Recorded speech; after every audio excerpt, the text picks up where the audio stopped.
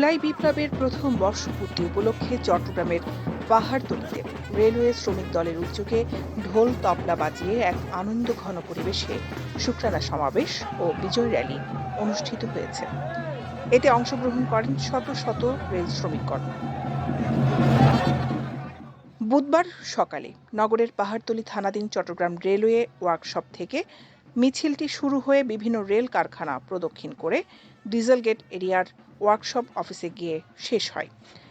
এরই মধ্যে উক্ত অনুষ্ঠানে নেচে গেয়ে অনেককে আনন্দ করতে উক্ত কর্মসূচিতে উপস্থিত থেকে নেতৃত্ব দেন রেলওয়ে শ্রমিক বর্ষপূর্তি উপলক্ষে এই আয়োজন বলে জানান তিনি। বাংলাদেশকে ওয়েলফেয়ার স্টেট করা হবে ইনশাআল্লাহ। আমরা আশা করি এবং বিশ্বাস করি আগামী অল্প দিনের মধ্যে শ্রমিকের সকল অধিকারকে সর্বাধিক গুরুত্ব দেওয়ার যে প্রক্রিয়া সেটা ইনশাআল্লাহ